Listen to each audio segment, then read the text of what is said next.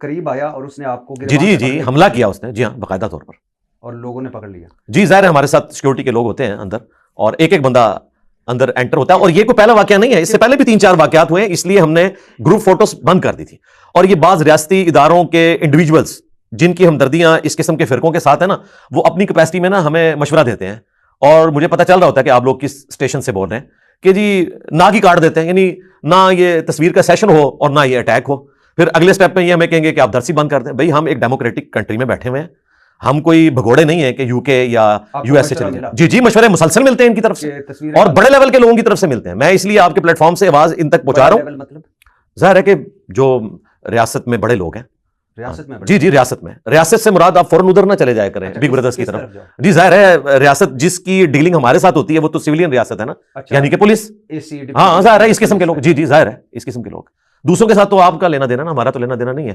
تو یہ لوگ جو ہے نا اس قسم کے مشورے دیتے ہیں. بیسیکلی یہ اپنی نوکری سیدھی کرنے کے چکر میں کہتے ہیں کہ ہمیں نہ سیکورٹی دینی پڑے. بھائی اس طرح اگر آپ کرو گے تو ابھی بول گئے ہیں کہ دوسروں کا تعلق ہمارے ساتھ ہوتا ہے، آپ کے ساتھ کوئی نہیں ہوتا. نہیں میرے ساتھ کیوں تعلق ہوگا؟ میں کس کام کا ہوں بھائی؟ نہ تو میں نے پرائم منسٹر صاحب کے سامنے 2500 علماء میں سے کھڑے ہو کر، ورنہ تقریر تو میں سب سے بہتر کر سکتا ہوں، ان کو پتا ہے کچھ کنگ آپ ہیں، کنگ میکر. جی تو میں نے اس طرح کا تو کوئی کنگ نہیں وہاں بنایا ہوا. نہیں بڑے جہاں ختم ہو جاتی وہاں. اچھا میں بات پوری کر لوں جو میں عرض کر رہا تھا. تو میں آپ کے پلیٹ فارم سے ان کو بار بار مختلف اوقات میں ہائی لائٹ کرتا رہتا ہوں، آج پھر کر دوں کہ ملک یہ لوگ چھوڑ کے جائیں گے، ان کے باپ کا ملک ہے کہ یہ ہمیں مجبور کریں گے. اور آج تک ایسا ہی ہوا ہے کہ جب بھی کبھی کوئی حق کی آواز بلند ہوئی ہے نا، اسے ملک چھوڑ کے جانا پڑا ہے. چاہے ہمارے استاد جاوید احمد غامدی صاحب ہوں، یا اس سے پہلے ڈاکٹر طاہر القادری صاحب. ان کا چونکہ ایک ٹی ٹی پی کے حوالے سے ایک اچھا سٹانس ہے اور بڑا سخت سٹانس وہ خوارج کے حوالے سے رکھتے ہیں، اس کی وجہ سے ان کو ملک چھوڑنا پڑا. تو میرے ساتھ تو سارے فرقوں کو مسئلہ ہے، فرقوں کے مولویوں کو، عوام کو نہیں. فرقوں کے مولویوں کو مسئلہ یہ ہے کہ ان کے عوام ان سے ٹوٹ کر میرے ذریعے رسول اللہ کے ساتھ جڑ گئے ہیں صلی اللہ علیہ وآلہ وسلم. اب وہ صبح شام یہ رٹس بلند کرتے ہیں کہ میرے نبی صاحب ہے ہی کوئی نہیں، تیرے بابے تھے شاہ ہی کوئی نہیں. کتنا حملہ تھا یہ آپ پر؟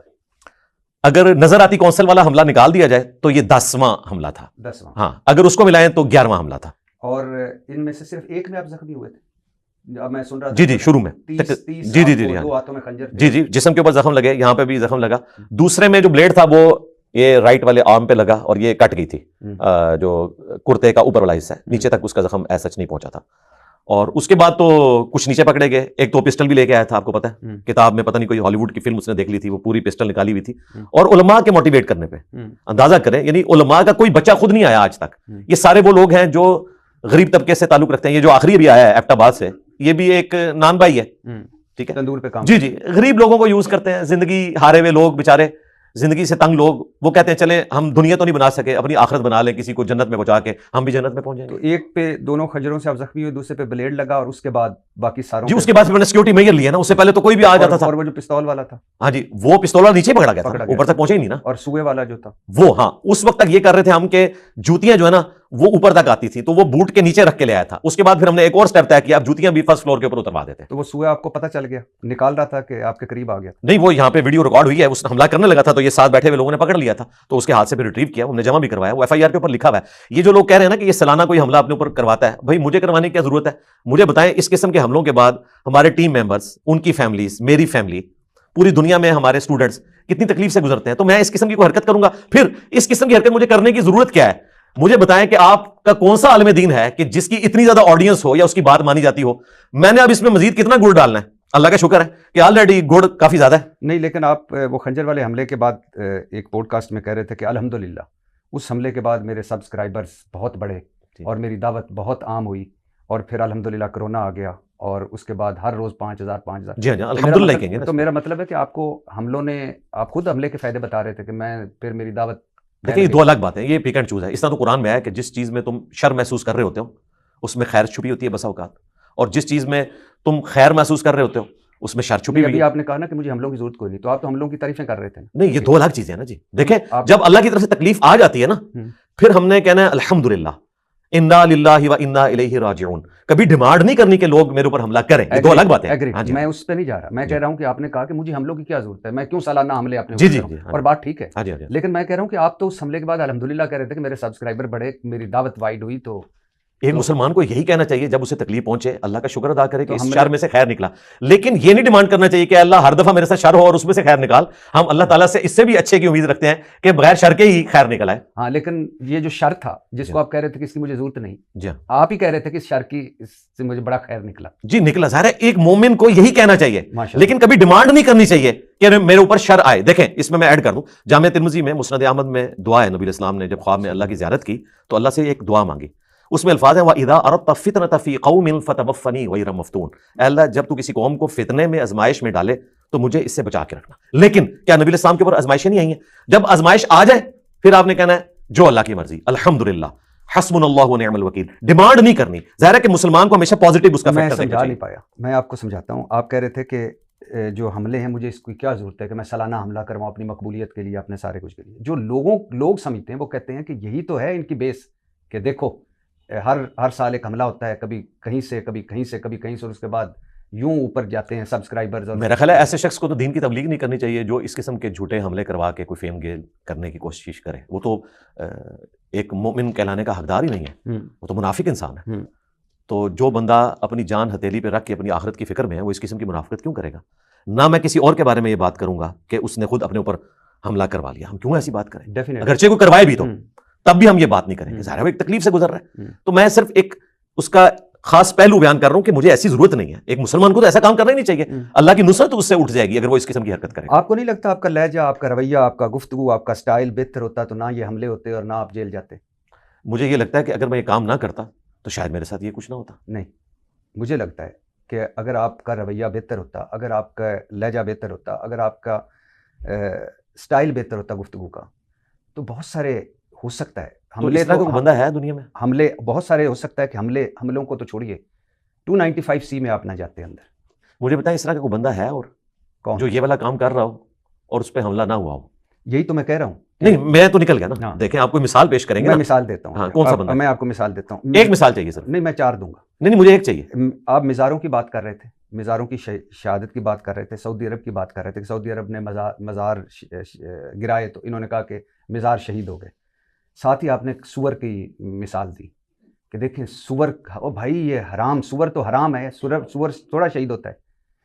تو اگر اس کی کوئی بہتر مثال بھی ہو سکتی تھی. بات تو آپ کو کنوے کرنا ہے نا، کسی کو تماچا مارنا تو نہیں ہے. نہیں یہ تو سوال ہی نہیں ہے نا. میرا سوال یہ ہے کہ کون سال میں دین کام کر رہا ہے یہ والا اور اس پہ حملہ نہیں. میں آپ کے لہجے کی بات کر رہا ہوں. جی میں نے مان لی نا، میں تو آگے چلوں گا نا. میں انجینئر ہوں، میں پریکٹیکل بات کروں گا کہ وہ مجھے عالم دین بتائیں.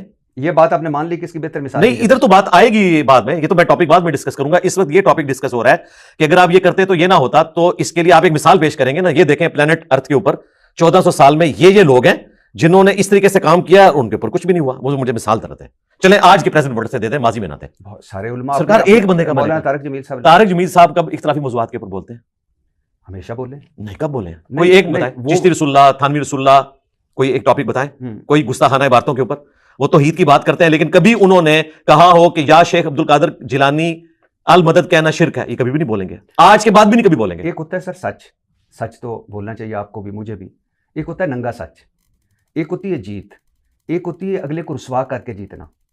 تو آپ کا لہجہ ہے ننگا سچ اور اگلے کو رسوا کر کے. چاچو تیری چاچیاں بھی گئیاں. بھٹی صاحب میں آپ کی ہر بات کا جواب دوں گا. پہلے آپ کو یہ ماننا ہوگا کہ انجینئر والی مثال کوئی موجود نہیں ہے، پھر میں آگے چلوں. میں مان لیتا ہوں. چلیں یہ مان گئے ہیں کہ یہ والا کام کوئی اور نہیں کر رہا. میں آپ مان لیتا ہوں، آگے چلتے ہیں. نہیں آگے چلیں گے لیکن پہلے یہ مانیں گے. میں کہہ رہا ہوں کہ آپ ون اینڈ اونلی. انہیں سرکار نے بات یہ نا کہ جب میں ون اینڈ اونلی ہوں نا تو پھر میں ڈیسائیڈ کروں گا کہ کام کیسے کرنا ہے. مجھے کوئی دوسری مثال نہیں دے گا. اس کی وجہ یہ ہے اگر کسی نے اور کرنا ہے نا وہ اپنا پلیٹ فارم کھڑا کرے اور وہ اس طریقے سے بات پیش کر کے بتائے. ہم نے تو یہ تبدیلی برپا کر کے بتا دی اس طریقے سے. کوئی حق نہیں ہے کہ آپ مجھے دکھ دیں، تکلیف دیں، غلط الفاظ بولیں، مذہب میں تحقیر لائیں، بدتمیزی کریں، بد تہذیبی کریں. یہ آپ کو کوئی حق حاصل نہیں. بالکل میں آپ کا فالوور ہو سکتا ہوں لیکن میری آپ سے ڈیمانڈ بھی. اسٹوڈنٹ فالوور نہیں، جو بھی ہے. جی بالکل میں آپ کے ساتھ ہوں کہ ایسی کوئی بات نہیں ہونی چاہیے، نہ ہونی چاہیے. ہاں بالکل الحمدللہ ہماری حتی الامکان کوشش ہوتی ہے اس طرح کی کوئی بات نہ ہو. آپ ایک مذہبی اب آپ وہ بات بتائیں جو میں نے کی ہے، میں اعلانیہ رجوع کر لوں. اچھا میں ابھی کرتا ہوں. ایک ایک کر کے شروع کرنا ہے. میں ایک پوڈ کاسٹ ایک پروگرام میں آپ کا بھی دیکھ رہا تھا. اس میں آپ کہہ رہے تھے کہ اسرائیل کے آئرن ڈوم سسٹم نے صرف کافروں کی حفاظت نہیں کی، مسلمانوں کی حفاظت بھی کی. یہ ان بے وقوف مسلمانوں کو سمجھائیں. یہاں تک بات ہضم ہو سکتی ہے. آگے آپ فرماتے ہیں اور مسکرا کے کہ میں دلیری سے یہ کہہ سکتا ہوں کہ آپ کی حفاظت شیخ عبد القادر جیلانی رحمۃ اللہ علیہ نے نہیں کی. رحمۃ اللہ میں لگا رہا ہوں, شیخ عبد القادر جیلانی نے نہیں کی, بلکہ آئرن ڈوم سسٹم نے کی ہے.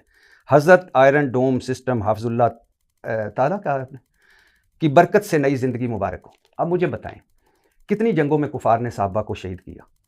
حضور صلی اللہ علیہ وسلم خود احد میں زخمی ہوئے, نبیوں پر مشکل وقت آئے, احد میں شکست ہوئی مسلمانوں کو, کربلا میں نواسہ رسول کو شکست ہوئی. تو کیا اس وقت اللہ تعالیٰ موجود نہیں تھے؟ کیا اس وقت اللہ تعالیٰ کی قدرت اور اللہ تعالیٰ کی فطرت دونوں موجود نہیں تھی؟ آپ کس آئرن ڈوم سسٹم میں حضرت شیخ عبد القادر جیلانی کو لا کے آپ نے پھر ان کے جو ماننے والے ہیں, آپ بات کنوے کر چکے ہیں جو کچھ ان کے کتابوں میں لکھا ہے, جو کچھ سارا کچھ ہے, لیکن یہ جو بار بار آپ دوسروں کو تحقیر ان کی کرتے ہیں, بےعزتی کرتے ہیں, یہ ایک عالم دین کو دیتے ہے شبہ. مطلب آپ نے بغیر ڈرے کوشچن کرنا ہے. میں واحد بندہ ہوں جو ہر طرح کا سوال سنتا ہوں, لیکن ڈیمانڈ کرتا ہوں کہ جواب میرا پورا. جی میں کب آپ کا جواب پورا؟ سوال آپ کا پورا ہوگا تو میں جواب دوں گا. ہو گیا. ہاں, سب سے پہلی بات یہ ہے کہ نبی الاسلام کے مبارک زمانے میں آپ کے اصحاب اور اہل البیت نے یہ مشکل وقت نہیں دیکھا کہ اس زمانے میں کوئی کہتا ہو کہ دنیا کا نظام شیخ عبد القادر جیلانی چلا رہے ہیں, ورنہ اس زمانے سے میں آپ کو کوئی مثال پیش کرتے تھا.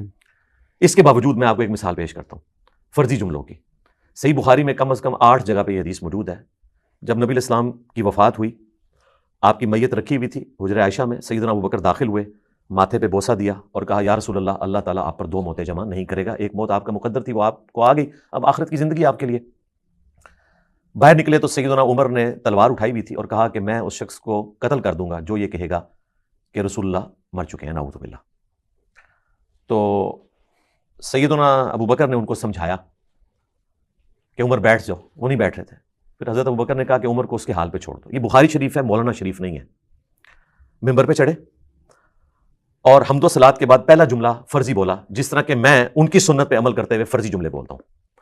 من کان یعبد محمدا فان محمدا قد مات. اس سے پہلے بلکہ بولا الا, کان کھول کر سن لو, جو کوئی تم میں محمد کی عبادت کرتا تھا جان لے کہ محمد مر گئے. حالانکہ ان میں کوئی بھی محمد کی عبادت نہیں کرتا تھا. فرضی جملہ, نہ یہ قرآن میں لکھا ہوا ہے نہ حدیث میں لکھا ہوا ہے. اور جو کوئی اللہ کی عبادت کرتا تھا وہ جان لے کہ اللہ تعالیٰ زندہ ہے, اسے کبھی موت نہیں آئے گی. حضرت ابوبکر کوئی آیت حدیث بھی پیش کر سکتے تھے, لیکن فرضی جملہ بولا. اس کے بعد آیت پڑھی وما محمد الا رسول قد خلت من قبلہ الرسل افإن مات او قتل. محمد تو نہیں مگر ایک رسول, اگر یہ مر جائیں یا قتل ہو جائیں, اور پاکستان میں ترجمہ ہوتا ہے کہ اگر یہ شہید ہو جائیں یا وصال فرما جائیں تو کیا تم دین سے الٹے قدم پھر جاؤ گے. پھر دوسری آیت پڑھی انک میت وانہم میتون, بے شک اے نبی تمہیں بھی مرنا ہے اور تمہارے مخالفین کو بھی مرنا ہے. یہ آیت پڑھی, لیکن پہلے فرضی جملہ بولا. کیوں؟ انسانیت نے یہ تجربہ کیا ہے, عیسیٰ ابن مریم کو لوگوں نے خدا کا بیٹا تسلیم کر لیا تھا اور یہی عقیدہ پروپیگیٹ کیا, خدا تسلیم کر لیا. پروٹیسٹنٹ تو خدا کہتے ہیں ان کو. رسول اللہ صلی اللہ علیہ وآلہ وسلم نے بھی دوسرا عیسیٰ ابن مریم جیسس کرائسٹ مان جانا تھا. اگر سیدنا ابوبکر اس وقت یہ فرضی جملہ نہ بولتے کہ اگر یہ خدا یا خدا کے بیٹے ہوتے تو ان کو آج موت نہ آتی. جو کوئی محمد کی عبادت کرتا تھا جان لے کہ محمد مر چکے. کیونکہ بخاری میں حدیث ہے, دیکھنا میری شان کو اس طرح بلند نہ کرنا جس طرح نصارہ نے اپنے پیغمبر کو بڑھا دیا. میں اللہ کا بندہ اور اس کا رسول ہوں, مجھے اللہ کا بندہ اور اس کا رسول ہی کہنا. تو جب اس طرح کی سچویشن آتی ہے نا, تو پھر اس قسم کی چیزیں باہر آتی ہیں. صحابہ کرام کی زندگی میں اس طرح کی کوئی چیز آئی نہیں نا, لہٰذا جب اس دور کے پرابلم ہے, صحابہ کرام کے زمانے میں کون کہتا تھا کہ عبداللہ شاہ غازی نے سمندر روکا ہوا ہے. اب جب توحید کا اس طریقے سے مذاق اڑایا جائے کہ بزرگ بابوں نے روکا ہوا ہے, تو جس طرح حضرت بکر صدیق نے بغیر کسی وجہ کے ایک فرضی جملہ بولا کہ جو محمد کی عبادت کرتا تھا جان لے محمد مار گئے, حالانکہ حضور کی وفات کے وقت اتنے تلخ جملے بولنے کی ضرورت تھی؟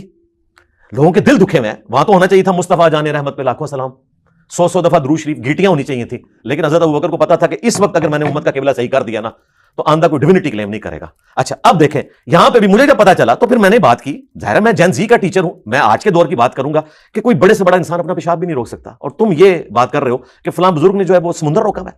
اگر اس مثال سے کسی کو تکلیف ہے, کوئی سمجھتا ہے, تو وہ اپنے پلیٹ فارم سے کوئی اچھی مثال دے دے. میں نے بالکل نیچرل بات کی ہے کہ انسان کے ساتھ یہ 5 کمزوریاں لگی ہوئی ہیں, پیشاب کی, کھانے پینے کی, نیند کی, بڑھاپے کی اور موت کی. ان 5 کی مثال ہم کسی شخص کے لیے بھی دے سکتے ہیں, اس کو کوئی توہین شمار نہ کرے. لہٰذا ہم نے یہ جو بات کی ہے الحمدللہ پوری ذمہ داری کے ساتھ کی.